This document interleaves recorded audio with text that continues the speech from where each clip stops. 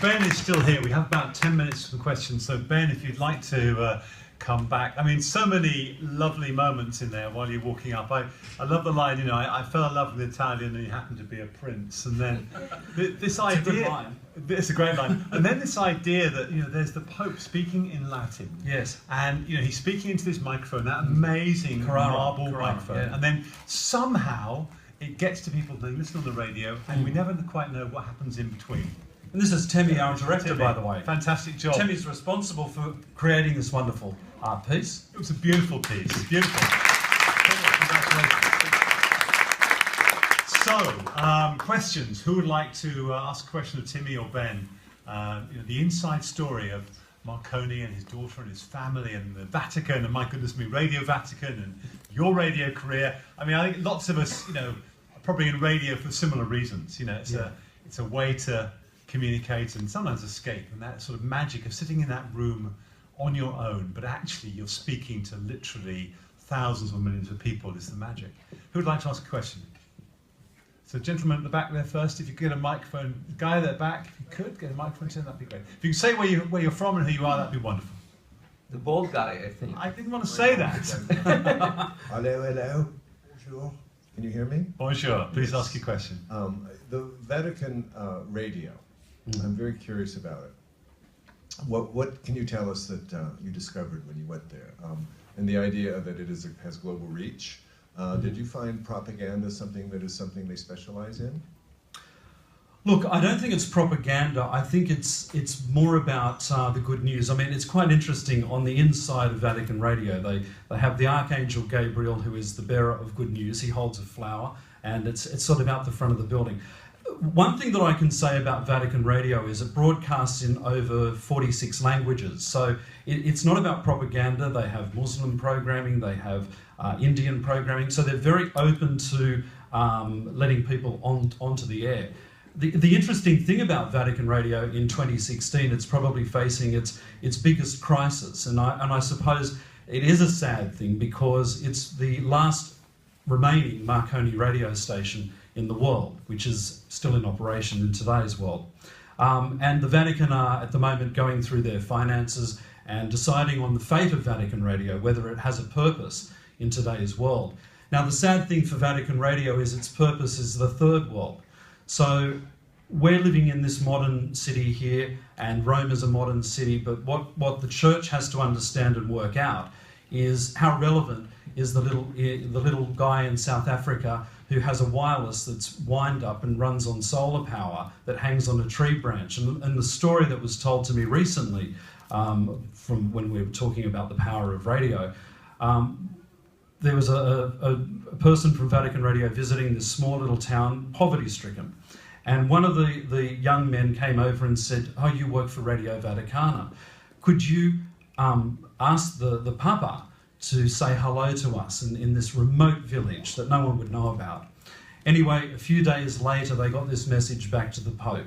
And the Pope went on air and he said hello to these people as part of the radio program across the world. Now, we might not think that's important, but for someone who has no access to radio, and shortwave and medium wave is the only way that they can communicate with the world, that was life-changing to see what happened.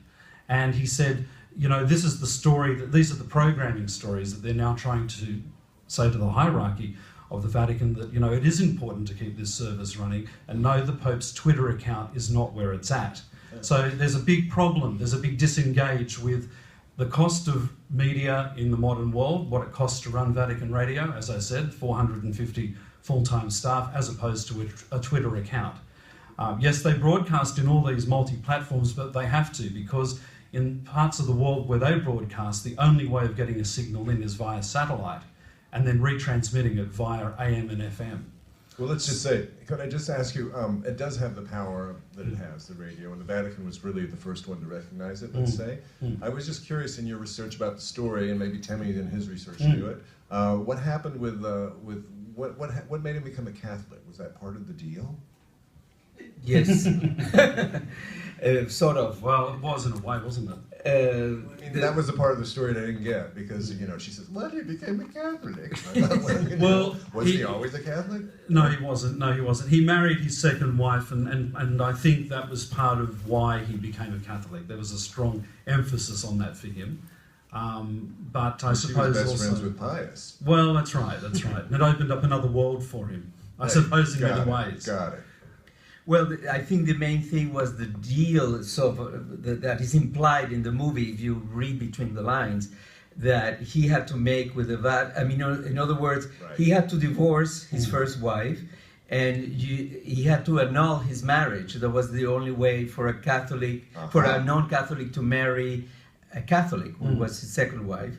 And as the gentleman who talks there, Sean Patrick Lovett, told us himself, he basically made a deal with the Pope so that he would annul his marriage in exchange for building the Radio Vatican. Marconi was very persuasive in getting what he wanted.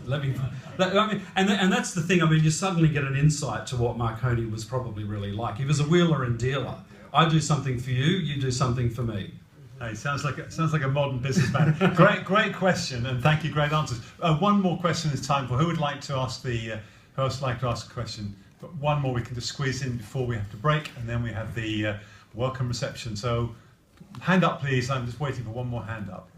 Yes, come on, somebody. It's like an auction, isn't right, it? Gentleman here on the second row. Thank you very much. So please say your name. That'd be great. Sorry, my name is Babakura. When she was narrating about her father, she talked about the dilapidation of the palace. Mm-hmm. And then there was a great link between Marconi and the Vatican. And we were meant to understand that the Vatican has a lot of money. Did the Vatican at any point in time try as much as possible to restore the Marconi Palace? No, because I think the Vatican's take on things is they've got enough to restore. The cost of restoring a palace, look, the cost of a Marconi Palace to restore it is over 35 million euros.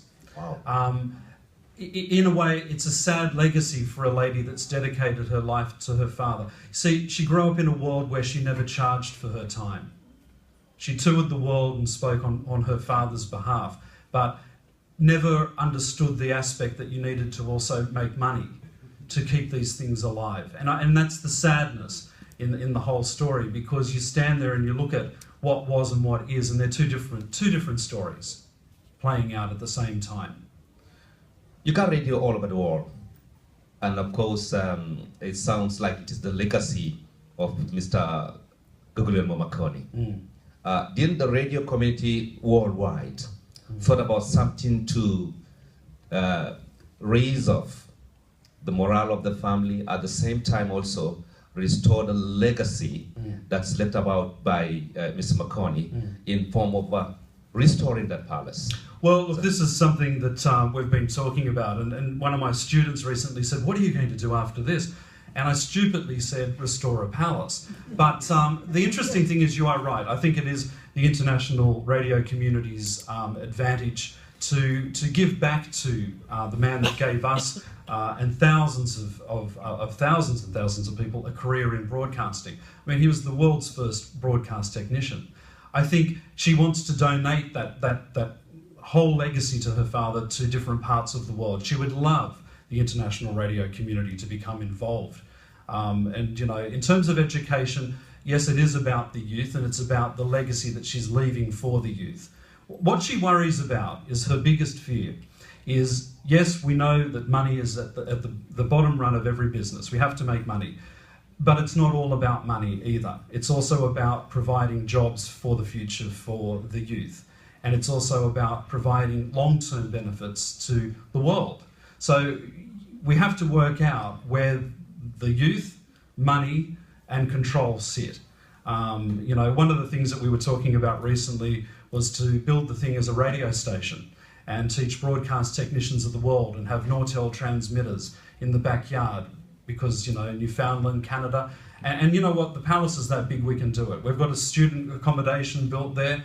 Part of the thing that I'm going to start doing is running tours out there, taking people from around the world to walk in the footsteps of Marconi and to pick up on a little bit of his legacy. Because I think what you're saying is right. I mean, we can give back to her in different ways, you know? Yeah. Thank you very much. We'll have to leave it there. Thank you, Ben and Timmy. Brilliant job. Fantastic movie, and thank you guys very much. Thank you for your questions. It's the opening reception in half an hour's time. There is another little treat at the opening reception related to Marconi. She's not going to be here, but there is a little treat. I won't say any more. You'll see that in half an hour. So back in about 5:30 for